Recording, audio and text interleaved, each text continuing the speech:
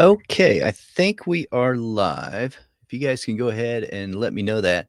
I appreciate your patience. I had an update in OBS that was forced, and I didn't realize that that was going to happen.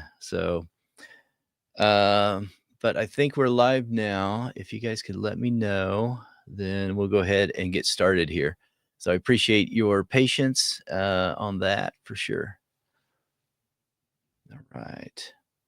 It looks like we might be live. I will take a look myself over here just to make sure.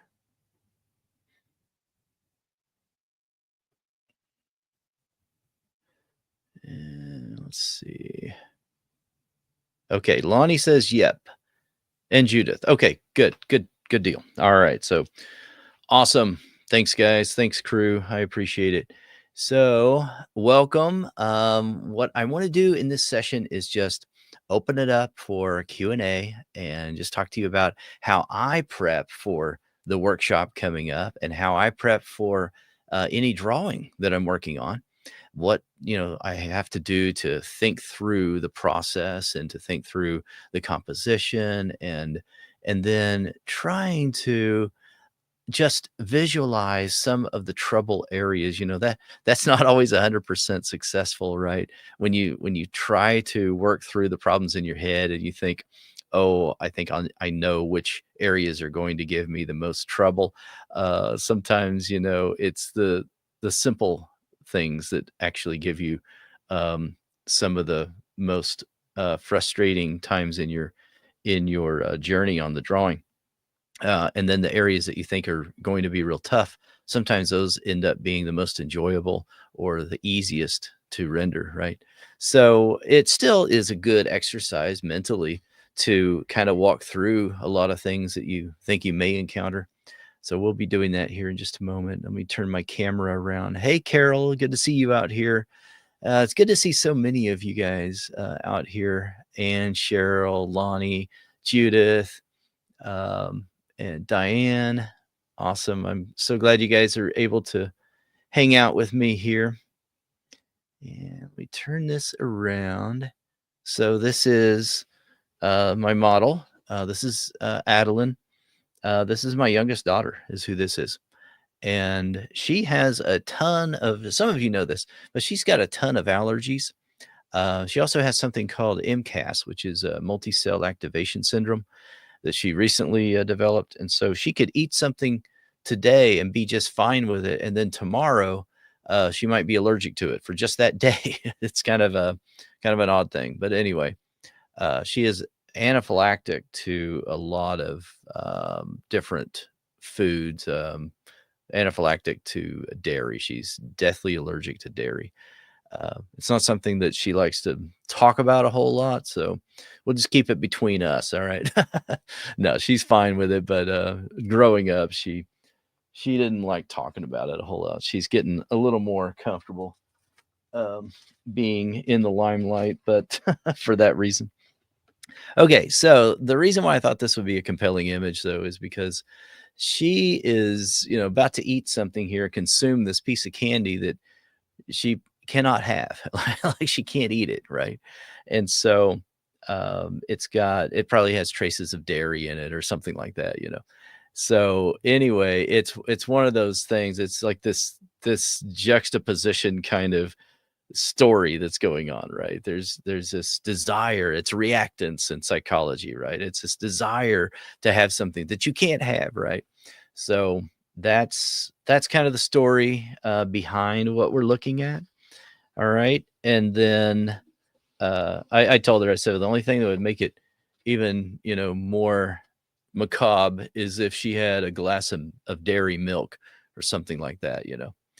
Um, and because she would end up in the ER if she had that. So, Claudette, good to see you out here. And thanks for joining. All right. So that is the image. So what I like to do with the image is I like to oh, Carol, you do understand if you have celiac.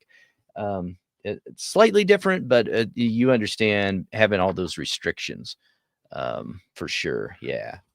What hers does is it's more acute. It'll happen right then, that kind of thing. And then she has to take a EpiPen or because you have to save her life right then. But I understand. Yeah, I know some people with celiacs as well. Okay, so the composition itself, we've got a lot of room down here to work with, right? I mean, you could do this image something like that, even, right? Doesn't take away from anything, even if you just showed the hand, right? So I like to kind of play around with some of that stuff and just to see what that might look like and move that down even more and just see where it might make sense. Diane says maybe have an EpiPen in the pic. That might be interesting. She probably would go for that. She's got a wonderful sense of humor, so she might think that's really funny actually. Let's see. See, I mean, there's all kinds of things that, you could do with this. That would limit way too much. I think having the hand in there is kind of essential right there. But why would you do this? I mean, the reason for me would be because you could blow this up larger, right? You could get it even bigger, and then it would give you more real estate in your composition so that you could render something and uh, pay attention to more of the details, right? So here's a close up. Like this is the action of the particular still that we're looking at, right? This is the action. So this is where the focal point is going to be, no matter what we think about the composition itself. It's going to be in this area that the viewer is going to rest most of the time, right? We can go back to this and get rid of all the colors so it just offers a little more clarity as far as value and form, and we're only looking at the brights and the darks, right? And there's a lot going on right here. We're also looking at that gaze, and it's something I've been thinking about quite a bit before we start also, is just this gaze. So I think cropping this a little tighter over here might make a little more sense because I need more room out here. I hope that makes sense to you guys. Um, so anyway, that's something I've been thinking about a little bit. Haven't made up my mind entirely yet on the exact crop level, but the more I'm looking at it, the less I like having this much dead space out here. I think something like that might even be better. Um, and then let's put this up here again. I don't know that we need that much of the arm and body down here. Um, we still know the shoulder is forward just a little bit. We see much of her shoulder and back over here. And then we know this arm is connected, right? So I don't think that would prevent anything, and it wouldn't make us think that there's anything odd going on if we did it like that.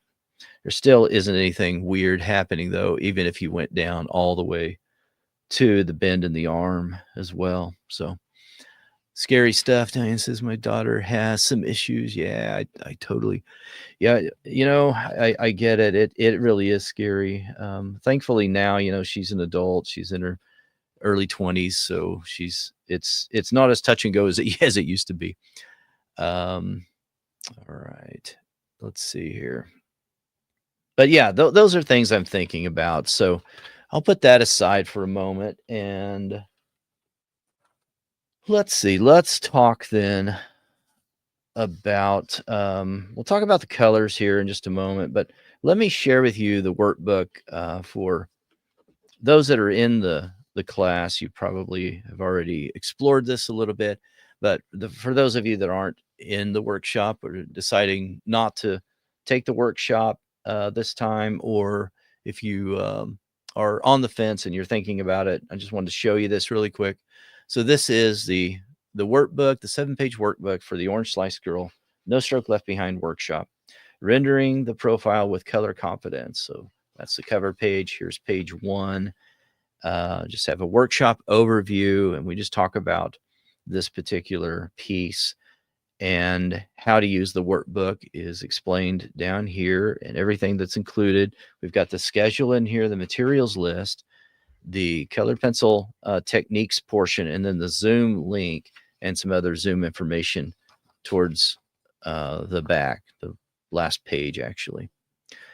Here is some information, some tidbits to think about as we begin this particular project. So talking about the profile structure right here, and then the color harmony and emotional impact, and then just talking about the hair and the wardrobe down here. The schedule. So we're going to be starting this coming week. And for those of you if you've taken a No Stroke Left Behind workshop in the past, then you know that it's a long drawn out process, right? We don't get in a big hurry. We take our time and we go over this project over a 5-week period for this particular one. They range from like 4 weeks to 6, sometimes 7 weeks. But for this one, we're going to be taking our time over a 5-week period. And during that first week, we're just creating the line drawing is what we're doing. So we're starting from nothing. We don't start with the line drawing. We start with a blank sheet of paper, and we just start working our way through everything. And I'm showing everything on camera as we begin. So line drawing a value map is next week. That's on Tuesday and Thursday. So that's the schedule. We start on Tuesday and we work on Tuesdays and Thursdays for the next 5 weeks. And the times are 3:30 to 5:30 p.m. Eastern Standard Time. And then the second week, we'll be working on rendering the skin on Tuesdays and Thursdays, emphasizing the clothing on week 3. Week 4, we'll emphasize or we'll focus more on the hair, and then details and final touches in that final week. Now, sometimes we will extend these workshops, because if we get down to the wire and we're not, all the way done, or we've got some glaring things that we need to do, then that's where we'll make a decision to go ahead and extend that. So let's see. Lonnie's got a question here. Is this one, I assume you think of, in this one, I assume you think about how big the drawing will be. Yeah, and that's right too. Because I was thinking about, I'll get to that in just a moment here. I think as we turn the page here, yeah. Because the size, it does make a difference. So I was thinking about one size, and now I'm kind of waffling back into to a different size. But I'll talk about that in just a moment. It's a great question. So I also put down here specific feedback will be given for students. So what I'll do is I'll schedule some times, at regular intervals, and we'll go over your work in progress, because I don't want you to leave, a week without knowing kind of where you are, where you stand with your drawing. If you want that feedback, and you're welcome to, email that to me at any time if you're taking the workshop, and let me know, what areas you may be feeling a little insecure about, or you may have questions about, that kind of thing. Perfectly normal, right? And I'll give you specific feedback on where you are with your drawing. All right. Carol says, my first one. Awesome. Congrats, Carol. Congratulations. I'm so excited. So referring to how you crop it, I mean, that's what I was also including that in what I'm talking about related to the size, Lonnie. Yep, I understand what you're talking about, because the crop level will make a difference, right, on the size. But I was leaning towards 11 by 14. But you know what I might do is I might make this 16 by 16. Or 14 by 14. Do something that's square. I'm kind of leaning in that direction, but I haven't totally made up my mind yet. So this is the materials list. And we've got the list of all the pencils in here. 3 different brands. We've got Luminance by Caran d'Ache. We've got Polychromos by Faber-Castell, and we've got Pablo by Caran d'Ache. Now, I'm really big, most of you probably already know this, but I'm really big on substitutions. If you don't have a particular pencil, then you can substitute with a Prismacolor Premier or whatever you've got on hand. What I would recommend and suggest is that you try to get some of these pencils, though, especially some of the pencils that don't say optional, like this one is optional right here, this earth green. Some of them that I would say are more important, I put near the top. So the ones that I would try to go for would be probably near the top.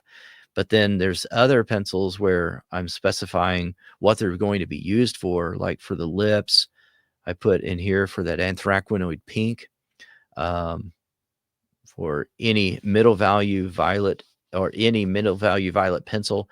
Obviously, that tells you that that's an optional pencil, this ultramarine violet, because we're looking for some kind of purple or violet pencil, right? So that's kind of the way I would look through this list as you start thinking about what pencils to get. Dark indigo, cream, and ivory, caput mortem, those are pretty essential pencils right there, okay, especially for this project. Right up here, these are skin tones right up in here, okay? And then we get into lips, we get into the hair. Pink white is a pretty good staple kind of pencil that I would try to incorporate into your palette if you don't use that one already. Chrysocolla blue is what I'll be using for the background. There's going to be a couple of colors in addition to that one, but that's the staple right there. That's one of the essential ones that I'll be using. And then we've got the dress and the candy, those pencils down here that you'll want to have. All of these really are for that. So, let's see here. So, Yulia, let's see here. Do we draw or do we trace the photo? What do you recommend? So, for a No Stroke Left Behind workshop, because we're spending so much time rendering, and then we're not going to be working on drawing fundamentals. So or doing something freehand, that's your option. If you want to do that, you want to do it outside of class before you get to class, that's perfectly fine. Yeah, and I will support you all the way on that. But usually when I'm working on my freehand skills, that's in a sketchbook or that's just for fun when I'm, just working on freehand skills outside of a project. When I'm working on a project, then I'm going to shave a little bit of time in lieu of getting to the rendering portion of the drawing, which is the thing that takes up the most time in the entire project. So I usually will trace that. So I created my line drawing beforehand. And then now what I'm doing is I'm just working on transferring that line drawing over to my project surface, right? So, and let's see here. And the line drawing is available inside inside the workshop. I'm pulling the line drawing up, so I'm talking a little slower here. I'm going to share that with you really quick. If you want to, if you want to go over there and take a look at it, you're welcome to, print that out and then use that. Thank you. I agree with you about the line drawing being transferred. Yeah. Awesome. Okay. Yep. So let me see here. Let me see if I can share this really quick.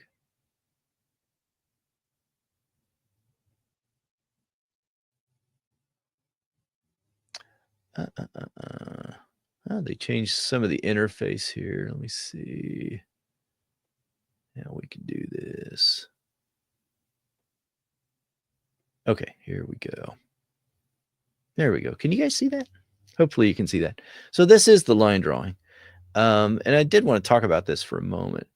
One thing that I did is in the line drawing is I opened her eye up just a little bit more because I thought it would make her look a little more frightened. So you don't have to do that if you don't want to. If you're thinking, don't do that or something. You want her to look more pleasant or whatever. But but that's what I did. I also changed the clothing just a little bit. Oh, you guys don't see it? Okay, let's see here. Huh. Huh.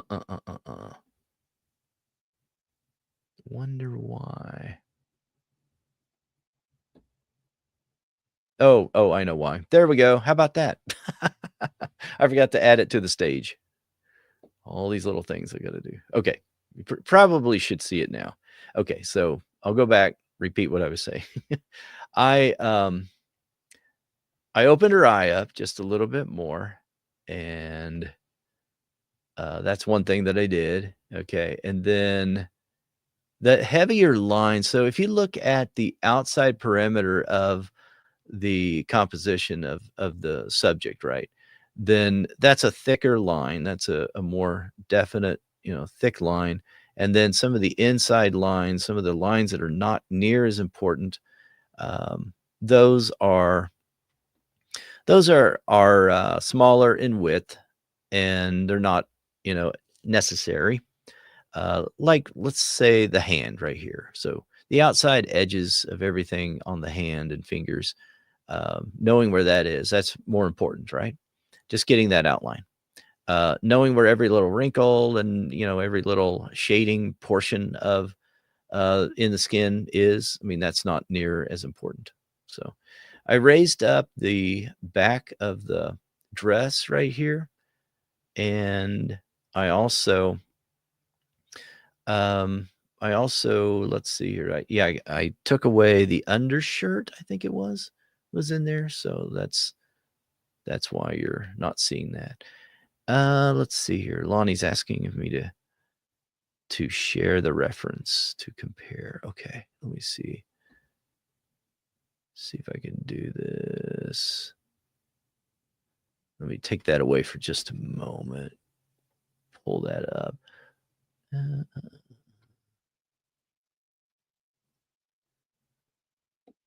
Yeah, we'll flip back and forth just a little bit is what we'll do. But I think it'll make sense here. So let's add that back to the stage. So if you can take a look here on the back of the dress, that'll be one area. She's got a tag sticking out there as well. She's very small framed up front or up, on her whole trunk and abdomen area. And so that's something that I think, I was thinking about is, okay, I'm going to make this a little more fitted instead.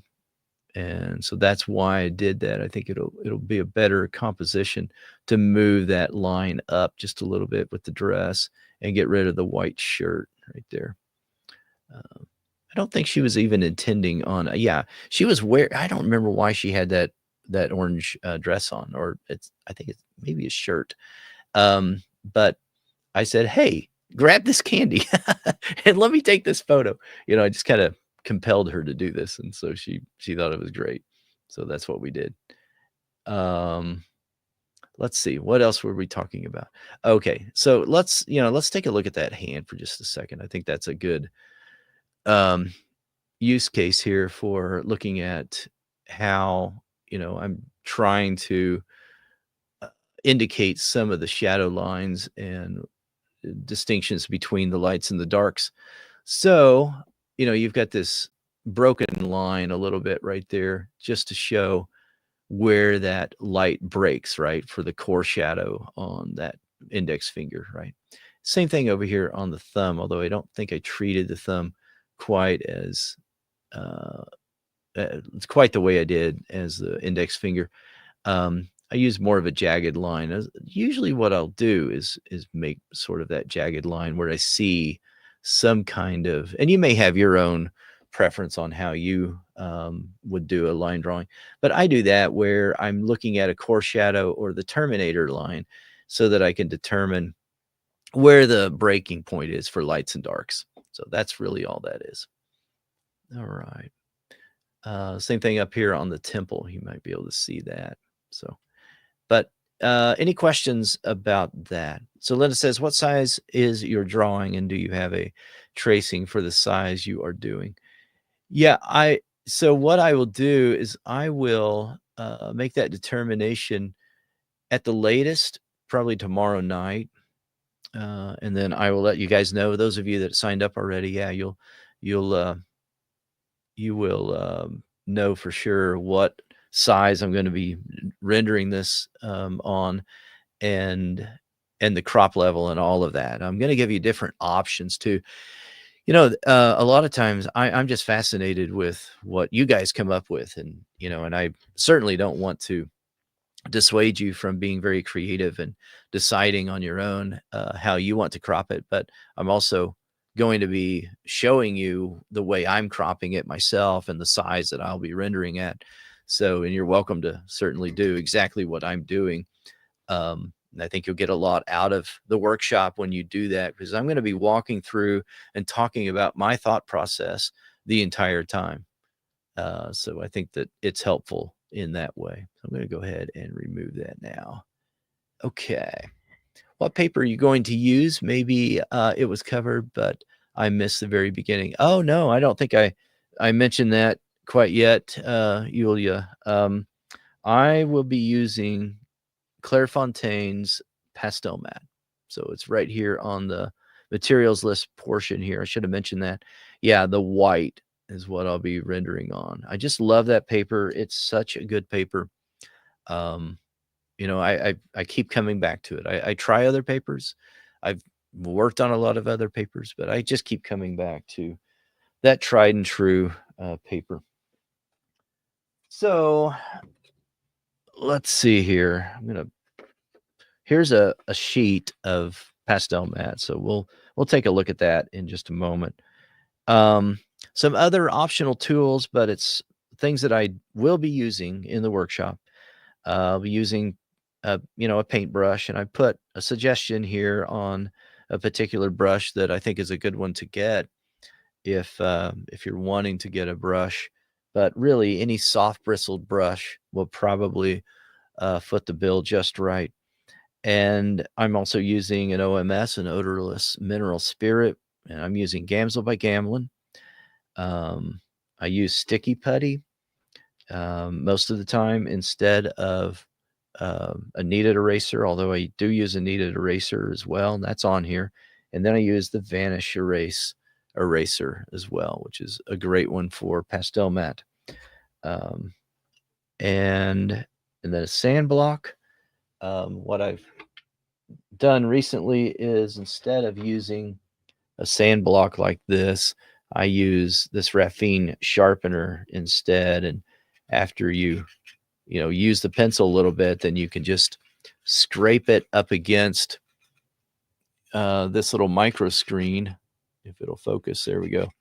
And it will sharpen that tip for you. So, and then all you got to do is clean out that little reservoir when it gets full. All right. So here's the paintbrush, though. I'll just back up for a moment. This is that Royal and Langnickel Z835C Zen brush number 6. That's one I'll be using. And I like this brush as well. This is a Cotman brush, Winsor and Newton brush. And this is the 777, I guess. But anyway, it's a soft bristled brush, just a flat, but it does a great job with just moving around the dry pigment. So I love that. All right. And then, as far as the pencils are concerned, I just keep them in little tubs like this when I'm working on a project nowadays. So most of my skin tones are over here. Some of the other pencils that I'll be using are over here. And then I've got some of the dress and the candy pencils are over here in this tub. I've got my paintbrushes here. I've got hair colors over here. So It kind of just helps you to stay a little bit organized with everything.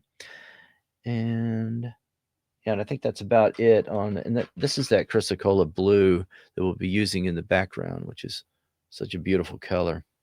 So we'll be using that and some other blues as well. Okay, let's see here. And I think we've covered most of the materials, but if you've got any questions about that, let me know. Page 6 of the workbook gives you access to, you can print this out, but the real magic is in using it as a digital file, a PDF, and you can just click right there and it'll take you directly over to this link where you've got this workbook and the reference photos and everything else. The replay videos, which are out usually that night after we're done with the workshop. And then you've got the Zoom link. You can just click right there, go directly to the meeting. You don't have to put in a meeting ID or password or anything like that. Plenty of room for notes on most of the pages. And then this is just information about how to use Zoom if you need a refresher on that. That's pretty much it on the workbook, though. So I'll put that aside for a moment.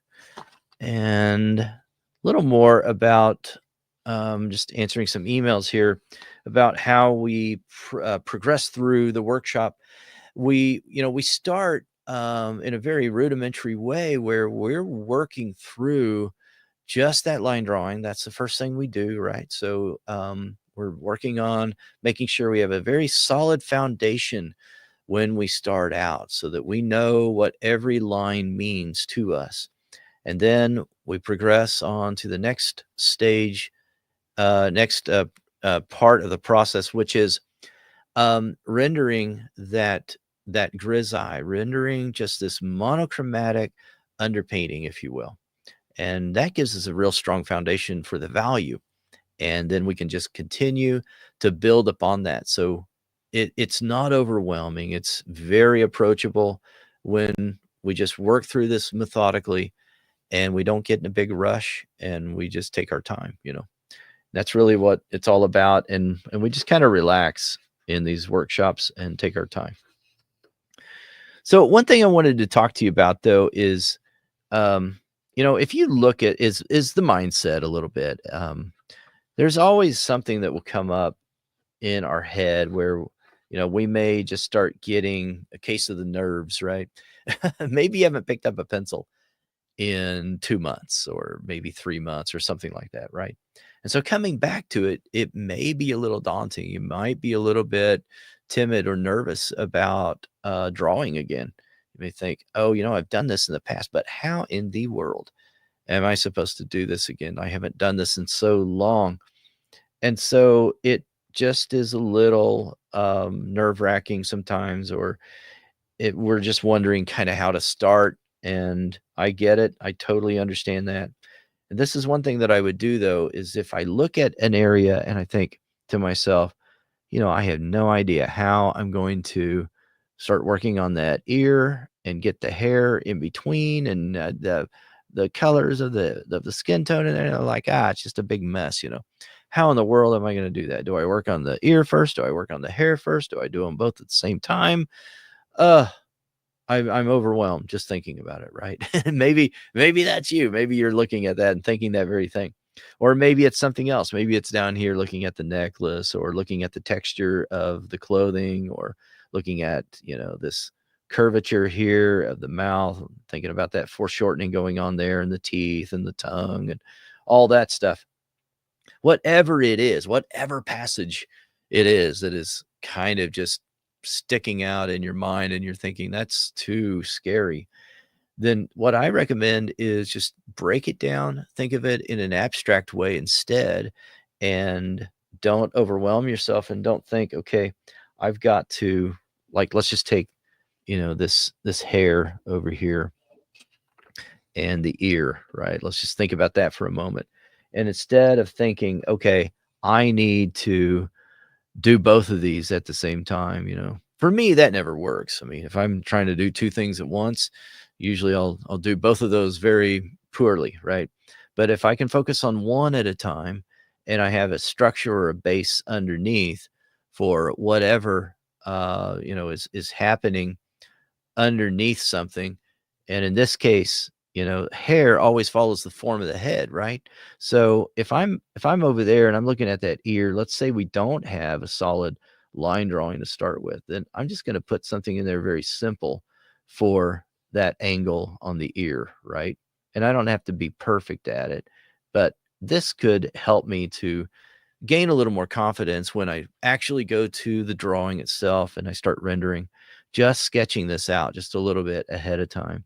So I could come in there and I could say, okay, I see there is a stopping point over here. There's a solid area where, I could impose a line, right? A line is a convention we make up. So I can impose a line over here because this pattern and or color or texture stops because I'm seeing behind that earlobe after that. So I could do that. And then I could say, okay, the same thing up here. I've got something that's very solid up here for that hairline. So I could come up here and I could say, okay, I'm just going to put that hairline right up there, right? And then I've got hair crossing over. So that's all pretty definite. I've got two little strands of hair that are crossing over one another, right? So I could do one of those right in here and the other one right there, something like that, right? And if I'm doing this, I'm sketching on this and just working through it. Then when I get to my actual project, it's not going to be as overwhelming. So that's one thing I would do, because now I do have hair that's in between all these areas, right? There's little tiny strands of hair, even individual hair strands are inside this area and over here and over here. But those aren't things that's way outside of my area of concern. Those are not things I need to worry about right now, right? So instead, I would just work on rendering this ear then first and excluding these areas that I've outlined, I've indicated, right? And then I would also work on I would work on the hair after that. So I would come in here after I've rendered the ear, and then I would work on the hair itself. And you probably would come in here, and erase that line right there, right? Let me zoom in just a little bit more. I should have done that earlier, right? Okay, sorry about the seesaw there. Okay, I would just do this, just get rid of that little indication of the ear line. Instead, I would, work on that hair, and that kind of tells me this is on top, right? This one over here, behind it, is behind this other strand. So I'd work on it next, probably, right? And in that way, I'm kind of layering this, and I'm kind of understanding what everything is doing, and I'm dedicating my focus one stage at a time, one area at a time, instead of just trying to be all over the board and to not make it so overwhelming. This is a better approach, in my opinion. So I would start with the darkest areas. I would come back up here then. I'm not going to do this perfectly today. We're just going to try to show this very quickly, but I would work on that darkest area on the ear right in there. So it's going to be very dark right there.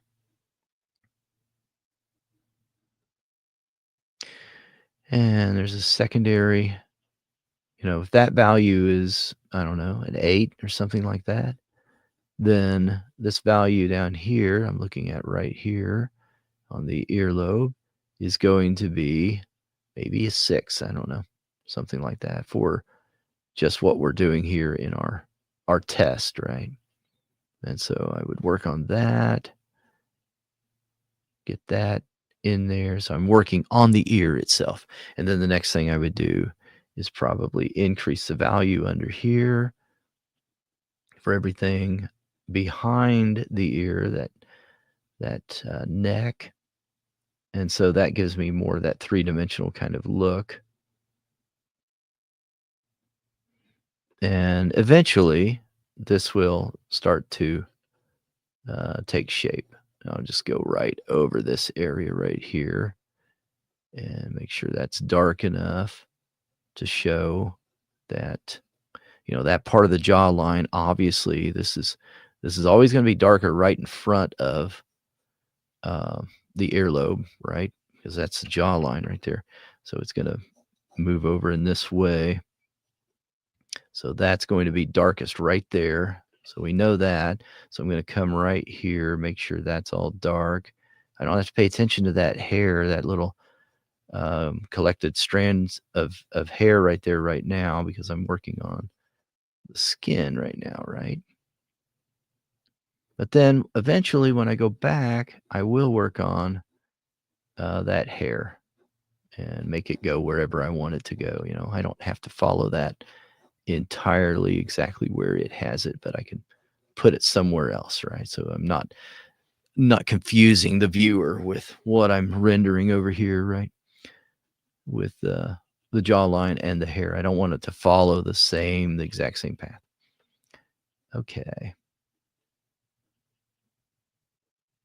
I just randomly chose this little part of the drawing because I think that sometimes these types of areas in a drawing can be a little overwhelming.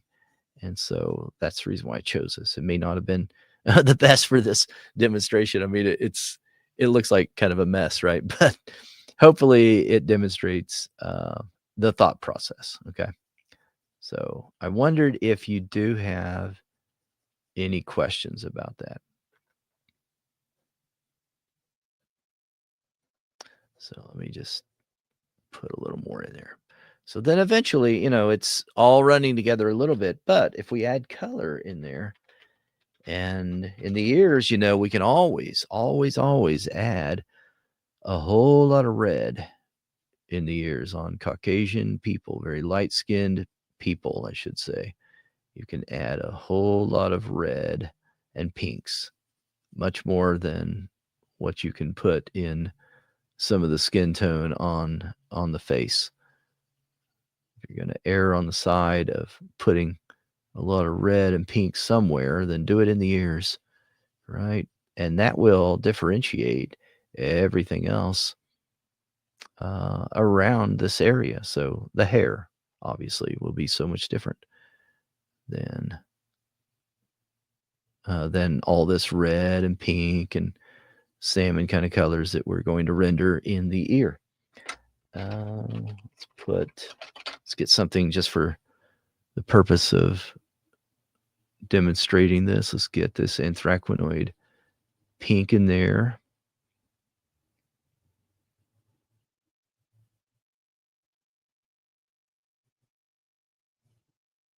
But I'll tell you what happens though, is this did something to my brain. It relieved a lot of stress is what it did, And when I approach this now in my drawing, in that process that I use, and as I work through that, I'm not going to be nearly as rattled by that, right? Because I've already done it before, for one thing. So it's much more approachable if you look for those areas at the very, very beginning. But like I said, as much as we try to do that, sometimes it's going to be something that we think is really relatively simple that can kind of throw us for a loop sometimes, just knock us off our game, right? But we can do it. You can do it. I'm totally convinced of that. All right. I want to open up for questions. I know we've been out here for a while now. So questions before we go. I'm going to take a drink of my decaf coffee. And any questions at all?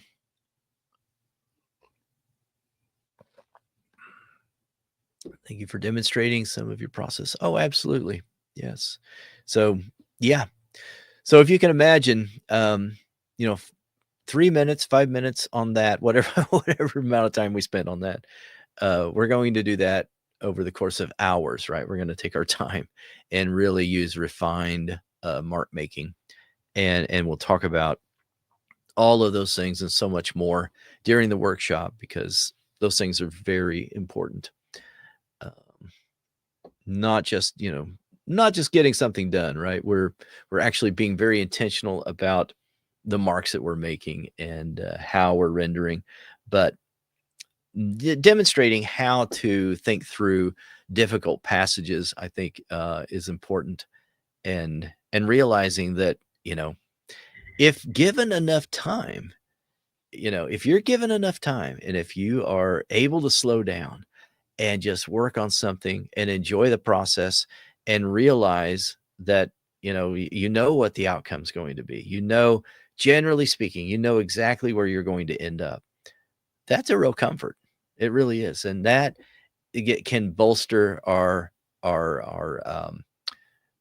excitement and our attitude towards the project, right?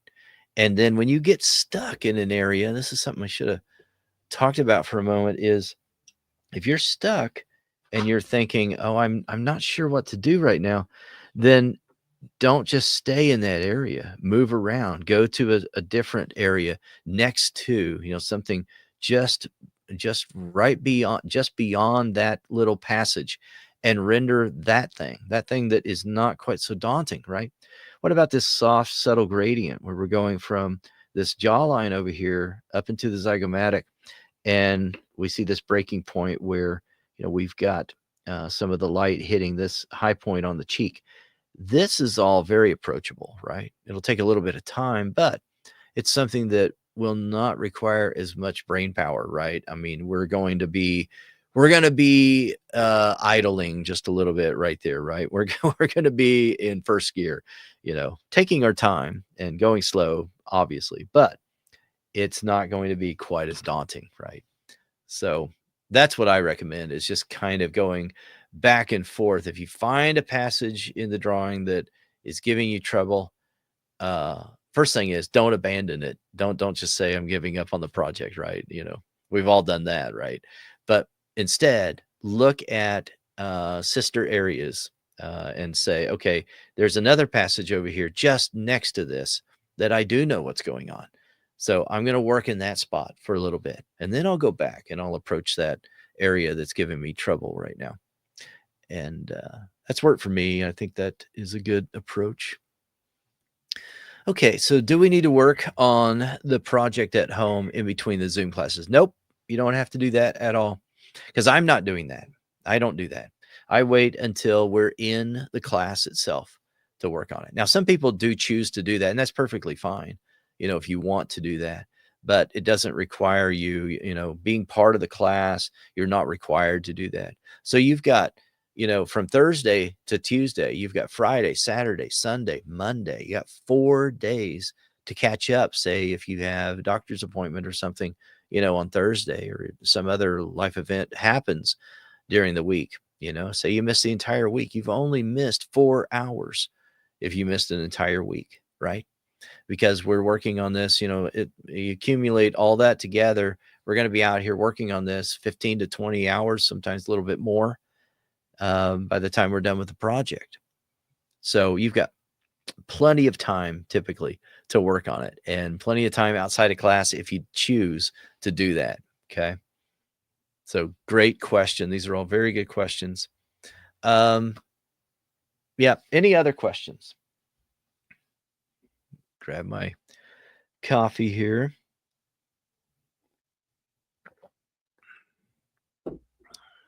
All right. Congrats to all of you who have signed up. There are some spots left, and the last day to enroll with the early bird discount is today. That is today. So if you are planning on joining, then you'll probably want to make that decision pretty quickly here, because after midnight tonight, that coupon will expire. So it won't be $50 off after tonight is all. So Just wanted to make sure you're aware of that. There is the link if you are interested in joining us. I'd love to have you out there. There's some people that are brand new. There's some people that have been drawing for a while, and then there's some artists out there who have been drawing for a long, long, long time. So it's always a pretty good mixed bag of from beginners to advanced artists, and you're in good company. Everyone supports one another, and having that time where we're focused on your work in progress. If you want to share your work in progress, I think is valuable feedback for anybody working on projects, and very transferable skills to your projects that you'll be working on in the future as well. All right. Thank you all for coming out here. I appreciate you taking time out of your evening to spend some time with me. I appreciate that very much. And I will see you in the workshop starting next week. You're welcome, Lonnie. Thank you for being here. Thanks for the questions. As always, you guys are just great. You've got so many good questions and comments. I love it. And having advanced artists such as Lonnie in class really does help, because she's going, you guys are going to see things. She'll see things that I'm not seeing sometimes. And that's very valuable, I think, as well. So let's see. Dancing Nana. I love that name. Do you know when you might do a future workshop? I'm traveling so much for this one. Might prefer a workshop when I am home. Oh yeah, yeah. We'll be doing another one right on the heels of this. There it was a little bit quieter over the summer, but we'll be doing more and more. So yeah, no worries at all if you need to pass this one up. So yeah, awesome. All right. You're welcome, Linda. You're welcome, Carol and Judith. Thank you all for being out here. And I will sign off, and you guys take care. Have a great rest of your weekend, and we'll talk to you soon. Bye-bye.